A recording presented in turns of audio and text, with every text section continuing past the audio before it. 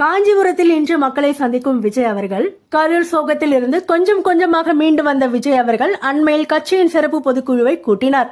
இதையடுத்து மீண்டும் மக்கள் சந்திப்புக்கு அவர் ஆயத்தமானார். இதற்காக தமிழகம் முழுவதும் 4000 பேரை தேர்வு செய்து மக்கள் பாதுகாப்பு படையை உருவாக்கினார்.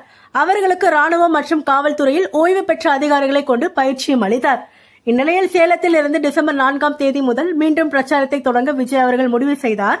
ஆனால் திருவண்ணாமலை திருக்கார்த்திகை திருவிழா உள்ளிட்ட சில பாதுகாப்பு காரணங்களால் வேறு ஒரு தேதியில் பிரச்சாரத்தை வைத்துக் கொள்ள போலீசார் அறிவுறுத்தினர். இதற்கிடையே இன்று காஞ்சிபுரம் மாவட்டம் சுங்குவார் சத்திரத்தில் உள்ள தனியார் கல்லூரி வளாகத்தில் மக்கள் சந்திப்பை நடத்த விஜய் அவர்கள் முடிவு செய்துள்ளார்.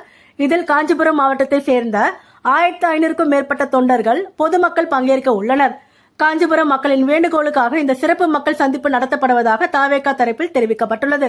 இதற்கான பாதுகாப்பு ஏற்பாடுகளை தொண்டர் படையினருடன் மக்கள் பாதுகாப்பு படையினரும் செய்து வருகின்றனர்.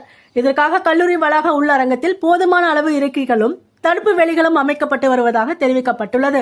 இன்று காலை 10 மணிக்கு இந்த சந்திப்பு நடத்தப்பட உள்ளதாக தகவல்கள் வெளியாகியுள்ளன.